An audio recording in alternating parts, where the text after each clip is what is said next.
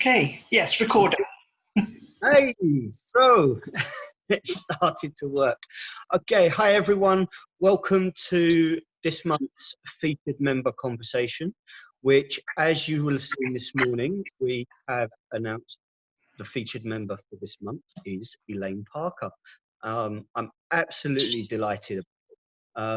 Elaine is based in Wales, and why don't you kind of introduce what kind of your world, what's going on for you, what you do, etc.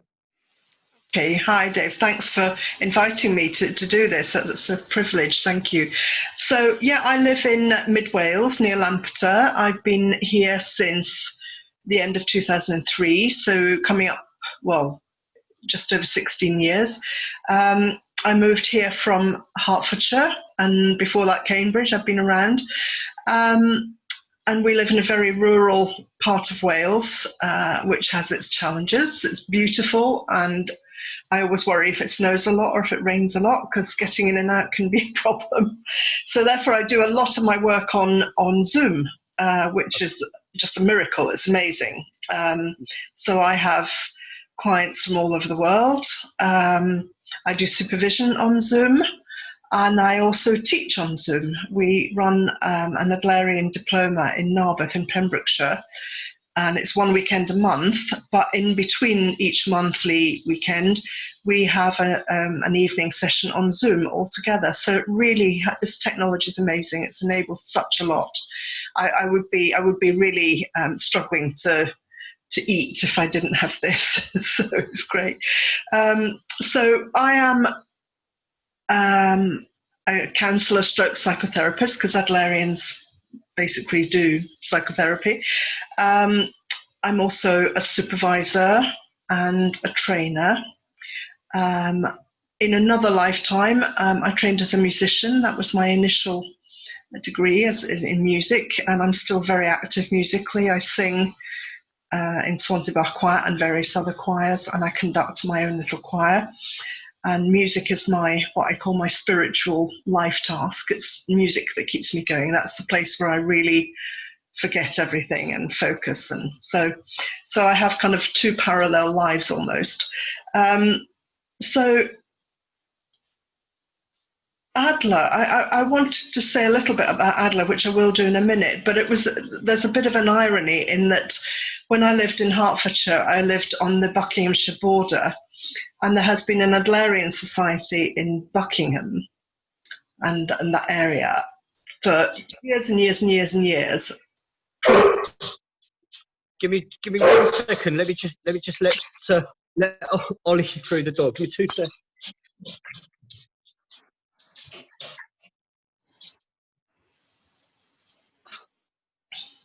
Ways of working with children and animals.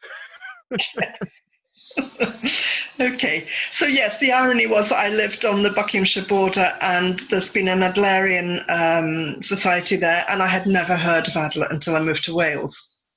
And they were literally 15 miles away from where I lived all that time. So I discovered Adler when I came to Wales. One of the ways of finding colleagues and people that,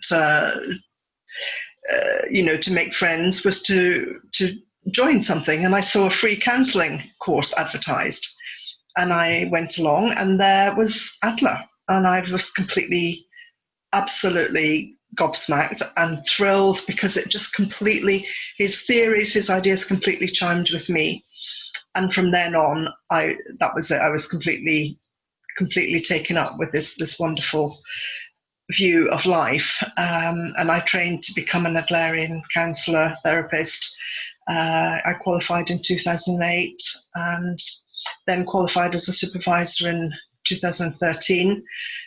So it's been full on, and I do a lot of training, both in Wales, but also I regularly contribute to the summer school in the Adlerian Network of Ireland. I've done, a lot of Adlerian training. So that's just a little bit about how I got into Adler, how I discovered Adler, really. Okay.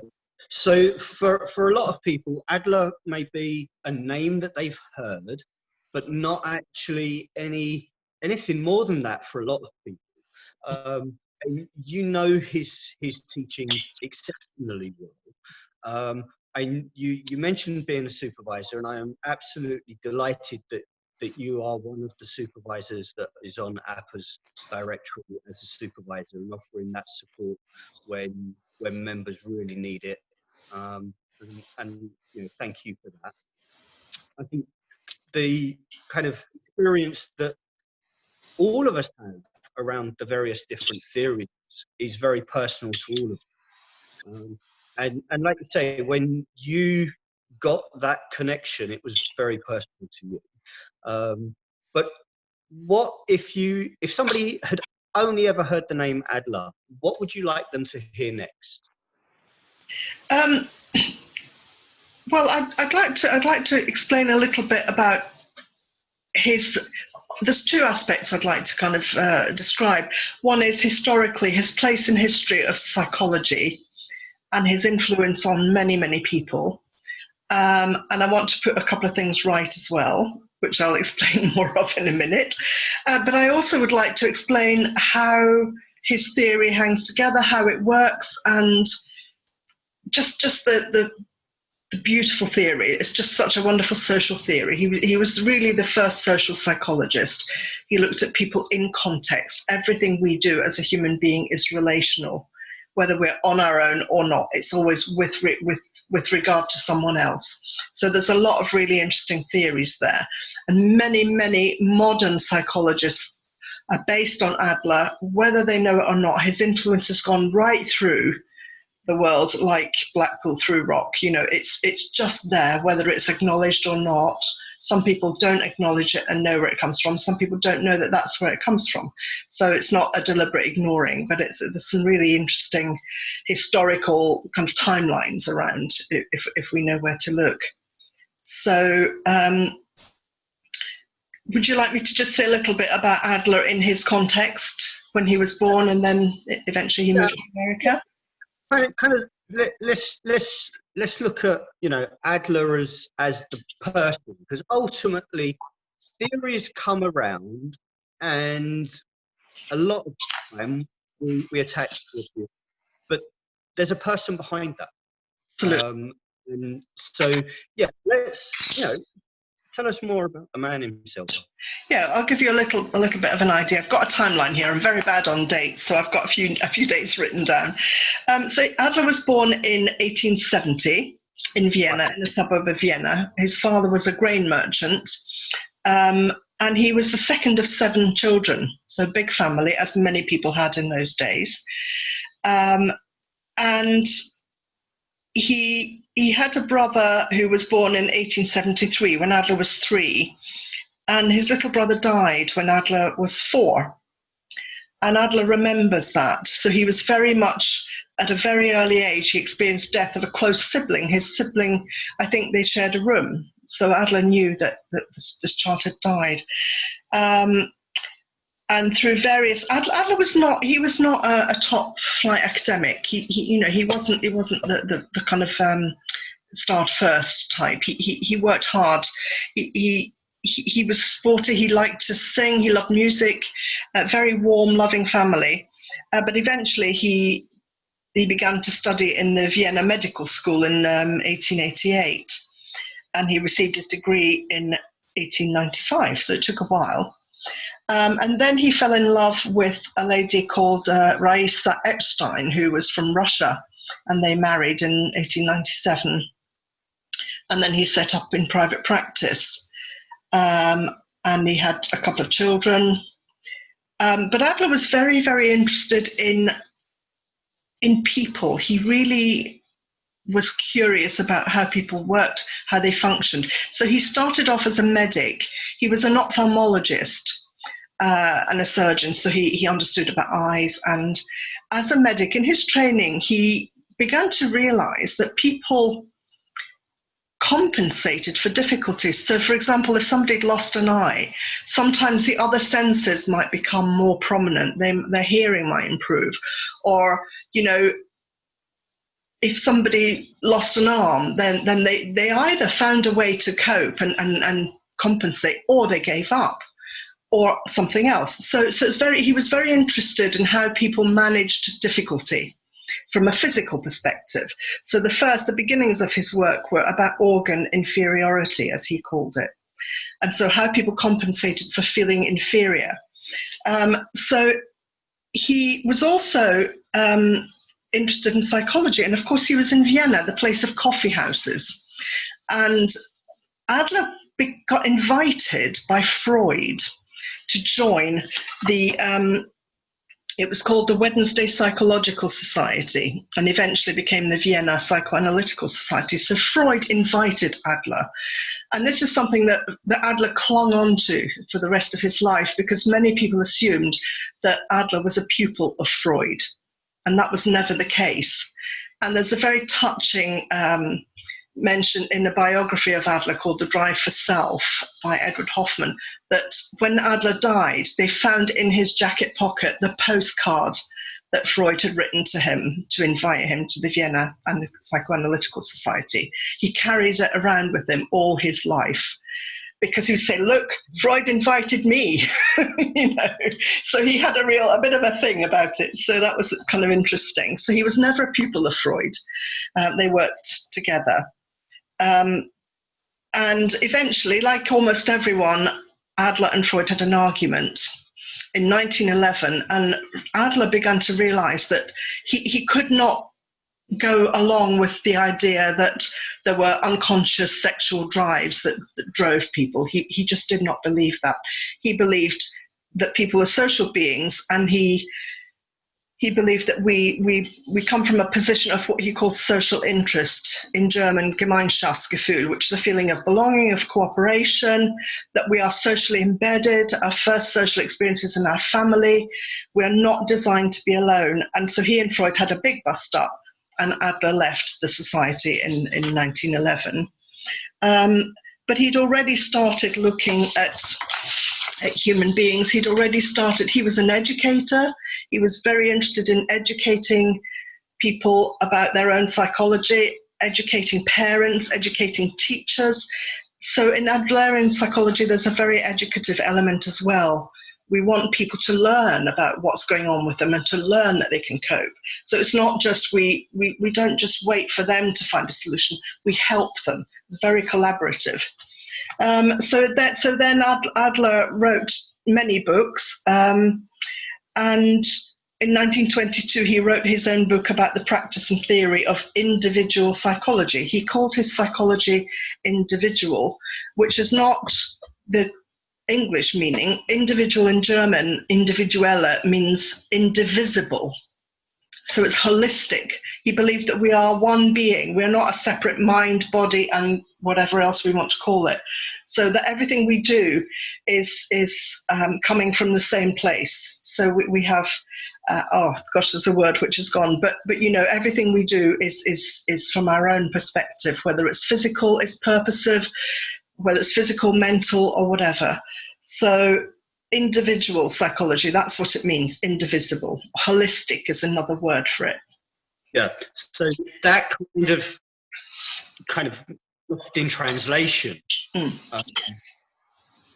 became very, very important, because that perception of individual, when all of the contemporaries were saying exactly the same as what Adler was saying, but because that mistranslation, or that misawareness of the translation, had a massive impact from then on, because it all allowed the mistake, if you like, allowed the contemporaries that were leading the field to say, no, this is why we're right, and Adler doesn't need to kind of be here.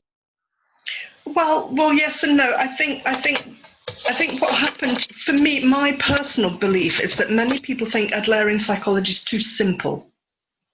Okay. That easy. So it might be simple, but it is profound. It's deep. There are no great big long words. I mean, there are a couple, because of course German is a language where you put words together to mean something else. But you know, it's a very straightforward psychology to understand. but putting it into practice, it covers everything. It's just a whole thing. So everything we do has that social aspect to it. So I think it's contemporary now that people think individual means it's about me. It's me, me, me. It's not that at all. So I think it's more misunderstood now than perhaps it would have been in Adler's day. So yeah, and it's not very well known, but of course, as soon as you start to explain it, people go, oh yes, of course, oh yes, yes, yes, yes, yes. So everyone gets it, which is fascinating. You know, the light bulbs that go off when I'm teaching Adler or working with a client or working with a supervisee, it's just so exciting because people are so is there. Sorry? The connectivity is there. Yes, absolutely. Absolutely. You've told me previously how Adler worked with some of the phenomenal players in psychology over his. I want you to get some of that for those that are watching. Well, he worked with, obviously he worked with Freud. They were part of that group. One of the other members of that group in Vienna was Carl Jung. Adler eventually went to America when the rise of Hitler began to kind of become really difficult in Germany. Adler went to the States, and he became a professor at Columbia University, and moved over, a sort of visiting professor, and then eventually moved right over to New York. And he wrote a lot of books once he was there. And whilst he was in America, he also taught people like Maslow. Abraham Maslow was somebody who was influenced by Adler, and Carl Rogers. So very interestingly, Carl Rogers was taught by Adler. I'm just trying to find the dates, from 1927 to 1928. So they had 2 years when Carl Rogers was studying with Adler, while Adler was a visiting instructor at the Institute for Child Guidance in New York City. And shortly before Rogers died, he said this about Adler, which I think is wonderful. I had the privilege of meeting, listening to, and observing Dr. Alfred Adler. Accustomed as I was to the rather rigid Freudian approach of the Institute, 75-page case histories and exhaustive batteries of tests before even thinking of treating a child, I was shocked by Dr. Adler's very direct and deceptively simple manner of immediately relating to the child and the parent. It took me some time to realize how much I had learned from him. So I just think that's such a wonderful tribute. It's a wonderful tribute, isn't it? Yeah. Any professional who is in that kind of sphere of influence and contact, even that would have meant a huge amount to him as an individual, let alone as a professional. Yes. And I think sometimes it's really easy when tributes are given after the fact, and maybe we should look at what are the living tributes. Yes. I mean, again, Adler's influence is so, particularly in America, because obviously he went there and he taught there and he worked with all those people. But now there's a very, very strong Adlerian movement worldwide, really. Strangely enough, not so much in this country, although Adler did come here. He came to England and he came to Wales in 1933. He lectured at the medical school in Wales. And Adler died in Scotland. He died in Aberdeen. He came to give a lecture tour, and he was staying in a B&B. And in the morning, he liked to go for his constitutional. And he went out for his constitutional and just dropped dead, massive heart attack. So he died in Aberdeen in Scotland. And because it was 1937, just before the war, and everything was in chaos, and his family was scattered to the four winds, his ashes, nobody knew what had happened until about 6 or 7 years ago. Someone in Vienna was searching for Adler's ashes and finally found them in Edinburgh, in the crematorium. Wow. So this is recent, in the last, I think it was about 7 years ago. I happened to be in Scotland at the time, but I couldn't go. I didn't know about the ceremony. So they took his ashes from Edinburgh back to Vienna, and his ashes are buried in the cemetery in Vienna. He's gone home. So just, yeah. It's a very home. Yeah, yeah, yeah. In the work that you do, Yeah. And more so in the direct client work that Yeah. you do, Yeah. all of the learning that you've been through, all of the lived experience you've had, Yeah. what is it with the Adlerian approach that really touches you most? Yeah. Okay. I think for me, the biggest thing is the nature of the relationship. Adler believed that well, the way he modeled this relationship is of being very equal and very respectful. So we believe as Adlerians that there's an equality, there's a very collaborative relationship. So we work together. It's a hands joined approach, not a hands on, not a hands off, but a hands joined. We both work to see what we can do about the problem, about whatever the person is bringing into counselling. So the person obviously is the expert in their own life. They know themselves, they know their family, they understand, they know their history. But I have also got something to bring, which is my Adlerian framework, if you like, the way we work. And it's collaborative because very often the person doesn't have insight. So to help them gain insight, we work together. I'll say in a second that there are various areas that we look at in particular. But we also believe we have what we call an equation that insight on its own isn't enough. Insight plus action creates change. So insight, we can have all the insight in the world, but not know what to do about anything. We can understand, we can know, but then the next step is the important one that creates change, is what do we do? So that is the kind of thinking. So what we're doing is Adler believed that social interest was the measure of mental health. Okay. All the time, that mentally healthy people can collaborate, can be in society, whether they're extrovert or introvert, doesn't matter, but it's that ability to connect with others. And as we become more mentally dysfunctional, we retreat.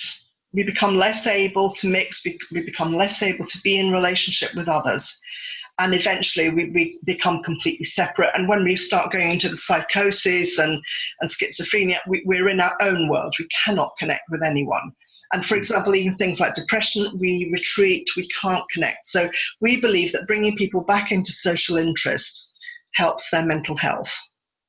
And we model that in our relationship. As an Adlerian psychologist, I'm socially interested. I collaborate, I'm interested in them, I want to understand them. And I want to help them understand themselves and understand what they can do. So it's very, very collaborative. So in order to understand a person, we have what we call 5 portals to the psyche, which sounds very grand, 5 doorways. So the first one is understanding their first social setting. So the family constellation, we explore it in a lot of detail. We want to understand who's there, who was influential in their early life, maybe up to the age of 7. And when I was working in school, I did 8.5 years as a counsellor in school, the pets were often on there. The goldfish were named, and the goldfish had characters. The goldfish had influence. So every aspect of the family constellation, if it's meaningful to the client, it goes on that sheet of paper. We explore the family atmosphere. How did that teach the child to be in social? Was it a very quiet atmosphere? Was it argumentative? Was it equal? Was it fun? How was the atmosphere? What were the values the person was brought up with?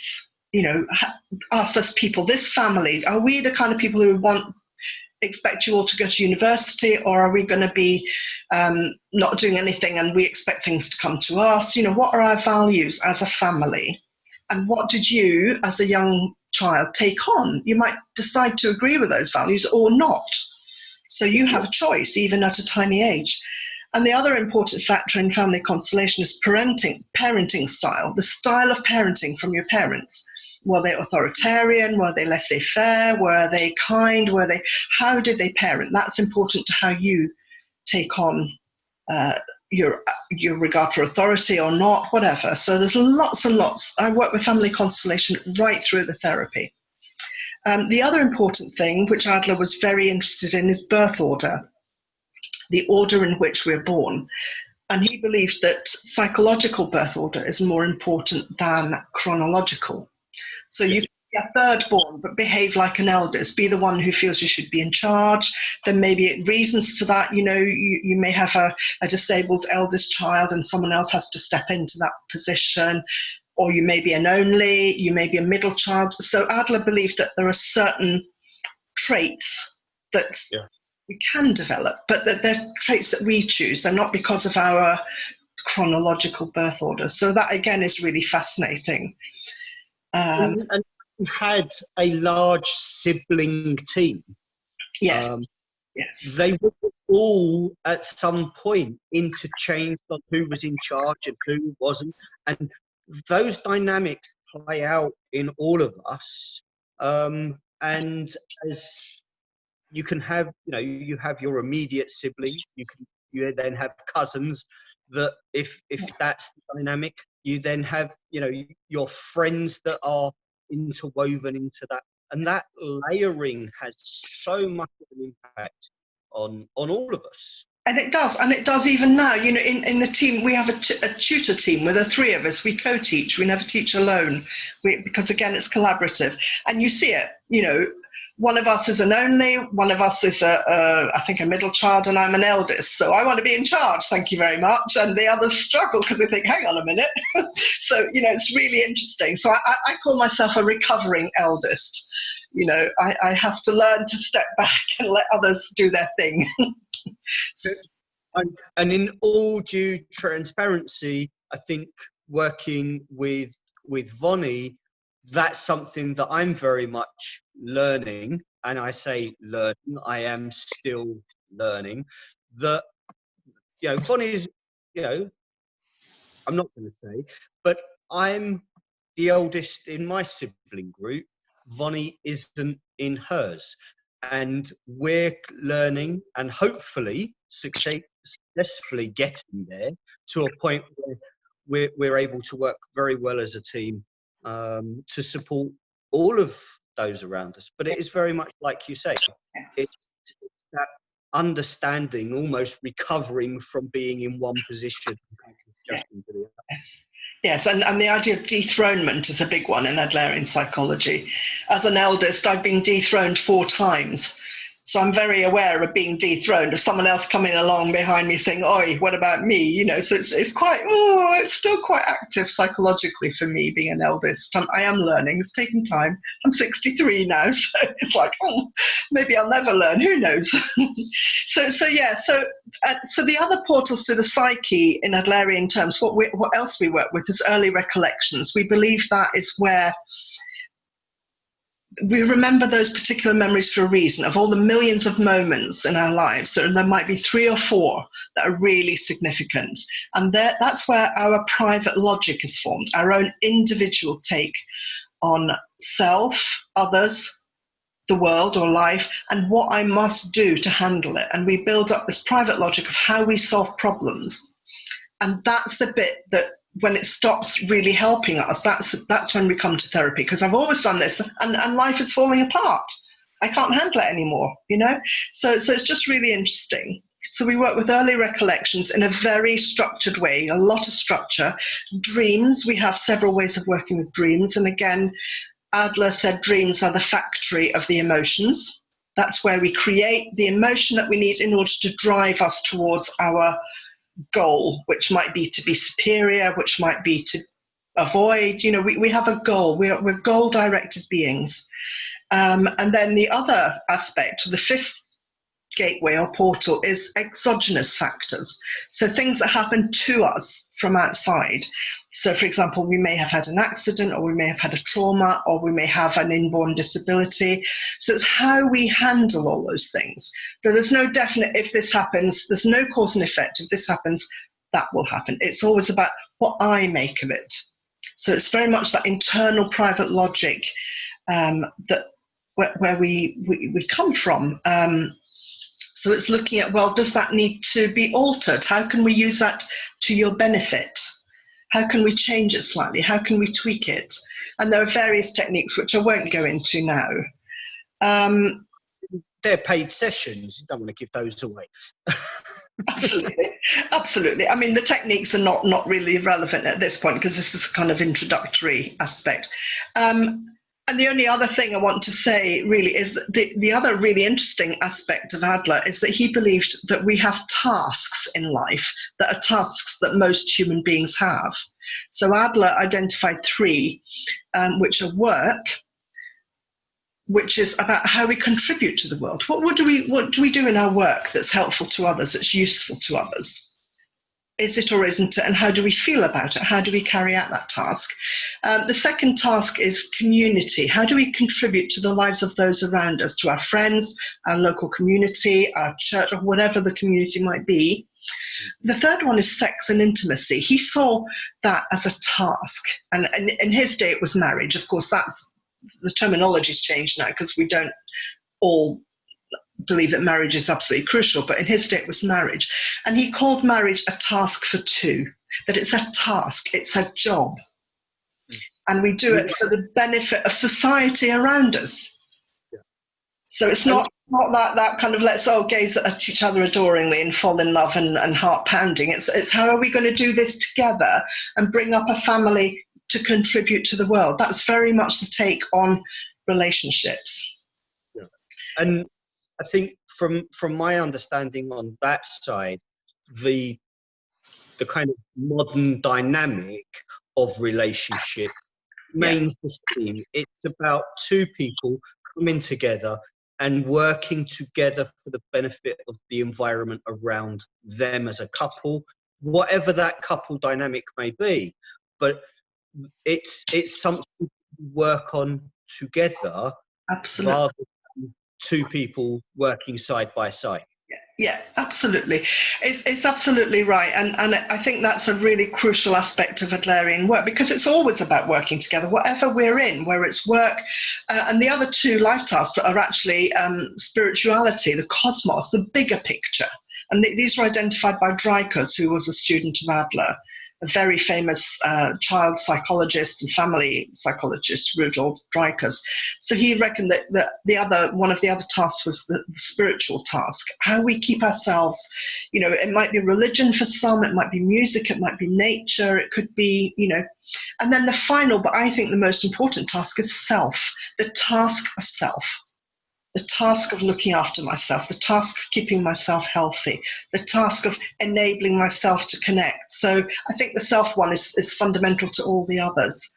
So those tasks, again, we explore those because they're based on social interests. They're all about social, they're all about connection. And so we use those as an assessment tool at the beginning and end of therapy to see where we are placed. So it's just really, so yeah, I don't know, those are the kind of bare bones of therapy. And I work with families as well and couples. So all of this Adlerian work is relevant in any aspect of psychology. And this is the thing, I think, there's an awful of, connection and synergy with things that I've written and kind of, ultimately, connectivity is the ultimate key for success. And balance is the foundation of that key to success. Without the balance, there isn't the connectivity. Without the connectivity, we don't succeed. And when we look at the most successful companies, when we look at the most successful individuals, whatever our measure of success is, we see those two things in play. Yes. And there's also the idea of inferiority, which is key to Adler's psychology, that we're all born with to a very large extent, feelings of inferiority. You know, we're a tiny baby, we're helpless. Yeah, ditto, all of us. And we have that feeling of inferiority, and we measure ourselves against others. And so we spend a lot of time, we have this kind of metaphor of the slippery pole, the greasy pole. So at the bottom there's inferiority, and at the top there's superiority. And we're up and down that pole like a yo-yo, some of us more than others. Personally, I'm up and down it like grease lightning.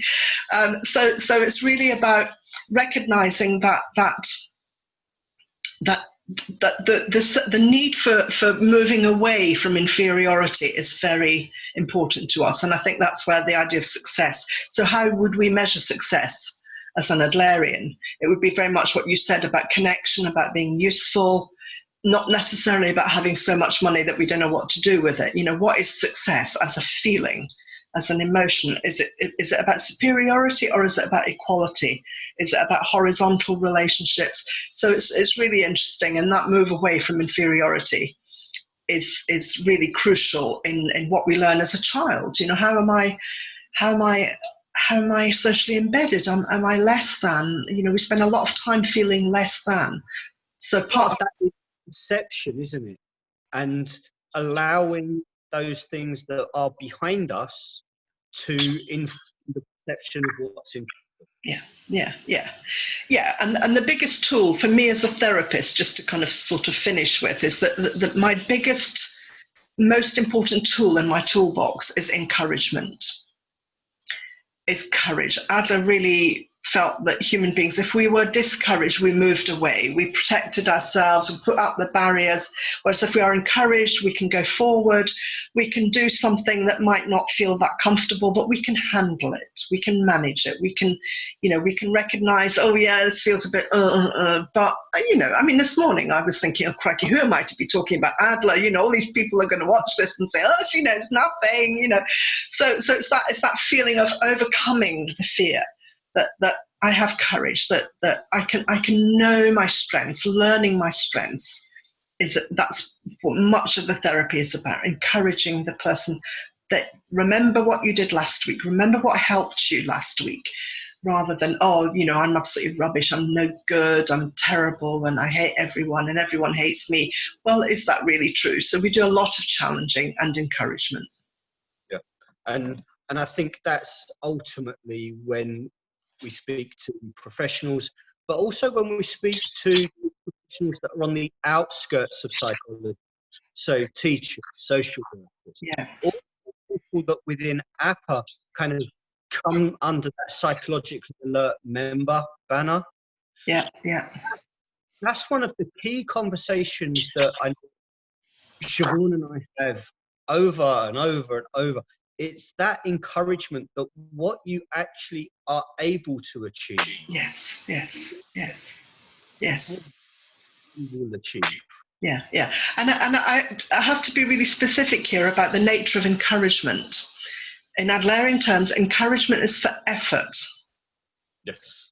Not necessarily achievement. Some of us may never get any score in an assignment better than a D, but we may have really, really, really, really worked to the best of our ability. Yeah.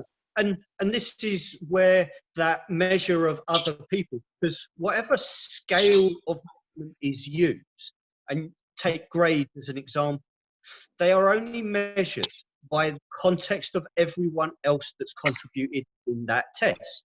So if everybody is producing that level that you just said, if everyone else is achieving at that, that's an A. Yeah. It's measurement against other people, rather than the measurement of the individual. Yes. Individual based on effort, based on contribution, and their experience of the topic, that's an A. Yeah. Because of all of that. And I think that's quite powerful for a lot of people that are certainly going through the testing process of any kind, is to understand the grade is only based on everyone else that you were being tested with. They're not testing you in isolation. Yes, and that certainly can be the case. I'm just thinking, for example, as an example, when I was working in school, where punishment, is still quite rife, even although it's not physical, but it can be mental. So, for example, detention, misbehavior, that people don't look at the purpose of the misbehavior. What does this child need? Why is this child needing this constant contact and input? What is going on? We just look at them as being naughty. And, sometimes I might have a child who would be sent for counselling, who'd been in detention for every afternoon for 5-6 weeks, one day after the other. And I would say to teacher, well, so clearly it's working then. And they'd look at me and say, what are you talking about? I said, well, how about encouragement instead of punishment? So give the child a job, help them feel they're useful. So, I remember various children being given things like to go and help a teacher tidy their office, or to do some photocopying, or to collect up the little laptops at the end of a class, to do something for the community, to do something useful. And that really changed things. Because sitting them in a room by themselves for an hour every single day, what's the point? All it does is go, well, this is what happens, so this is what happens. And it kind of creates that habit for this is what happens. And when something different, once that habit's bedded in, as soon as something different comes along, there's no coping capacity for that's different.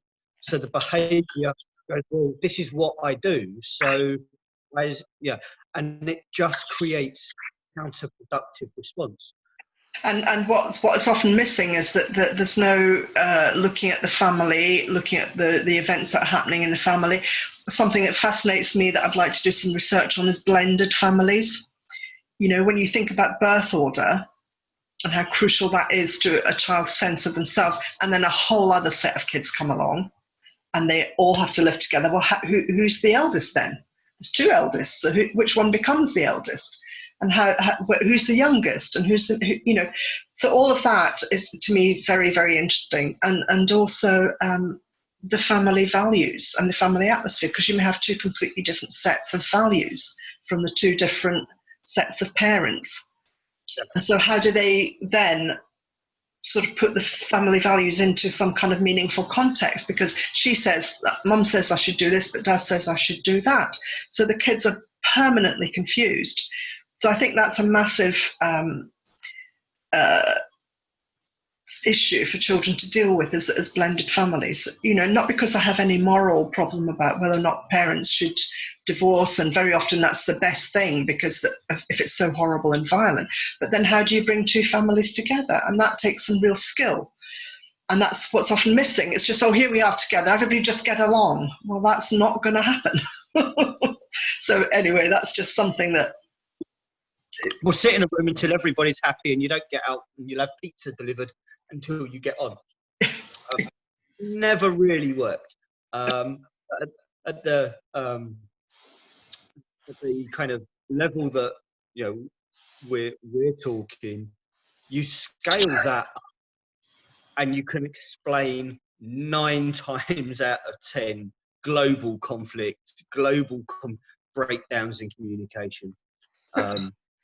It is ultimately comes down to those individuals being able to adjust, to overcome challenges, and it's I think it's a fascinating thing. It's something that, like you say, it's almost like it's part of a seed.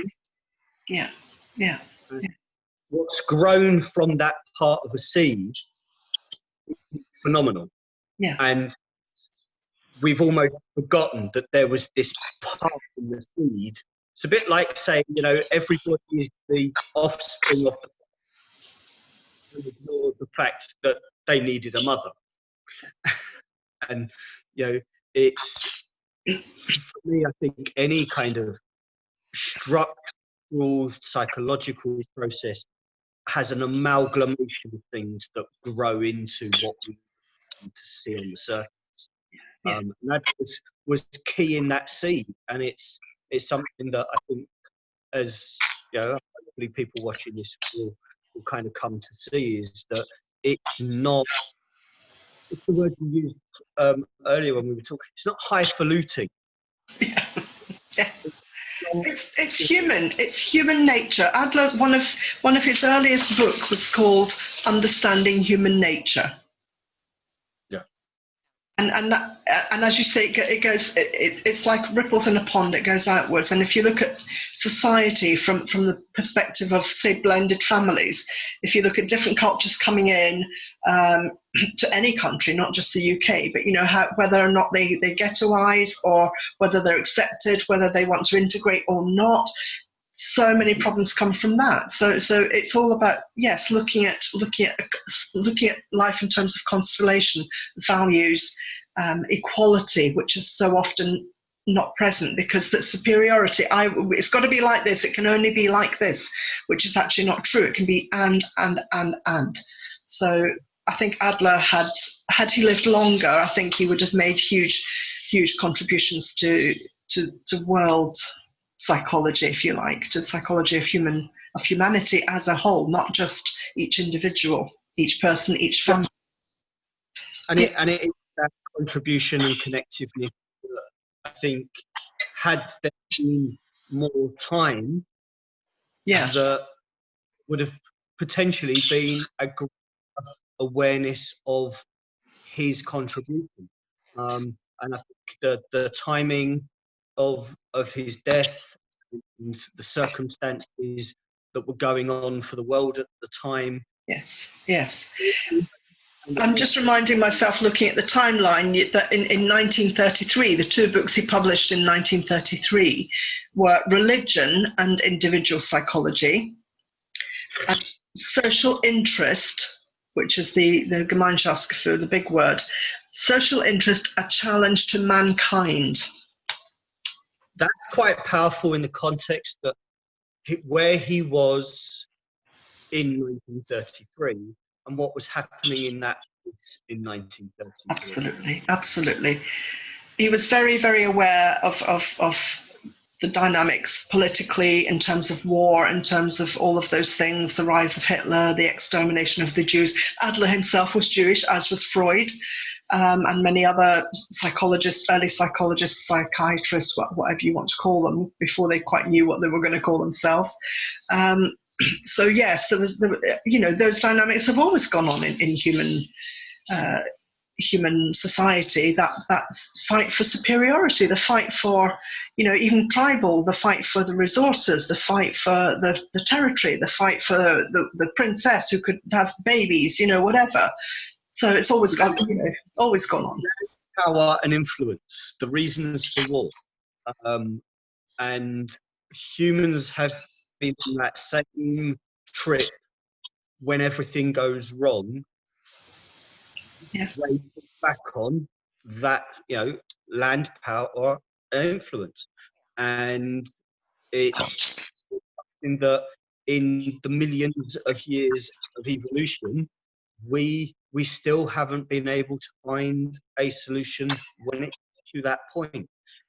Yes. The only known evidence-based kind of break, if you like, is the things that Adler and Freud and Carl Rogers were all striving as a means of preventing that serious human collapse. Yes, and I think Adler's particular belief in social interest could be a solution if people wanted a solution. Social interest.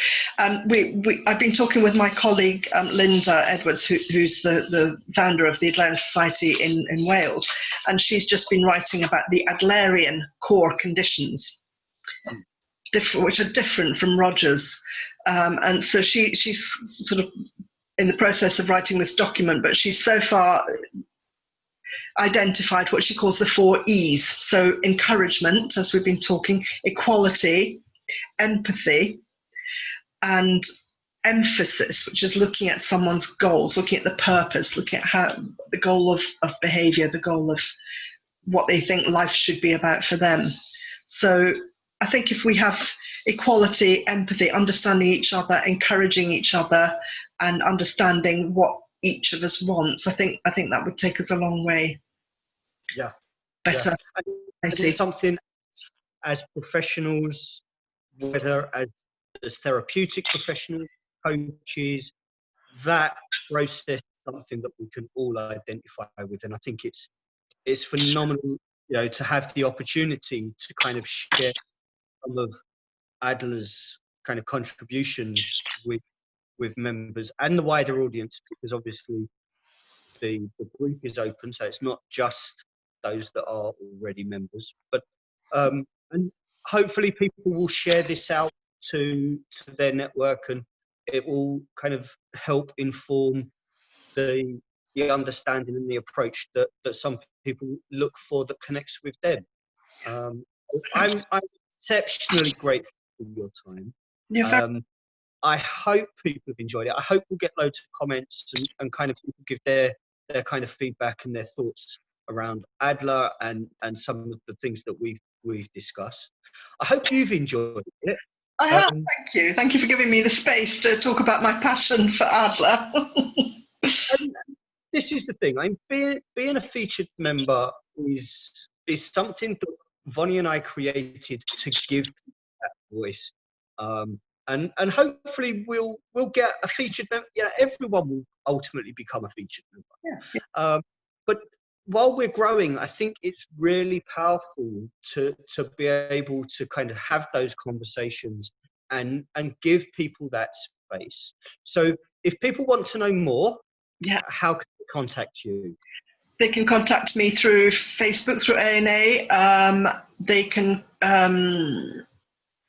Your website predominantly. I don't have a website because I'm listed on various other things. I did have a website and I was so bad at keeping it up to date, and the hosting and all of that defeats me. I'm not a technophobe. I'm actually quite good at technology, but I just. Time constraints is. So anybody who wants to reach you can bounce a message through Facebook on the Apple group. Yeah, I'm also listed on the National Counselling Society, NCS, and you can email me through that. And you can contact me on Facebook Messenger through AIM. Okay. That's probably enough. If anybody really wants to speak to me on the phone, contact me through Facebook and we can set up a conversation. And you're also on the APA directory as well, so people can. Yeah, the Counselling directory. I'm on that as well. Yeah. So, well, thank you very much. You're very welcome. I hope it's been useful. I found it useful, and it's something that I've actually thoroughly enjoyed, kind of getting to know you a little bit more. Thank you. I really hope that people will take the opportunity to look a little bit more at Adler and kind of make up their own minds about those theories and approaches. Because like you say, it is very, very human, and it's in some respects, I think it connects so quickly, just like the tribute that Adler was given himself. It is that direct connection that makes the difference sometimes. So I'm going to say thank you. I'm going to say, guys, I hope you've enjoyed watching it. I hope your feedback, comments, and get involved in the conversation generally around Adler and various other theories and approaches. But for now, have a great day, and I'll speak to you all soon. You too. Take care, everybody. Bye for now.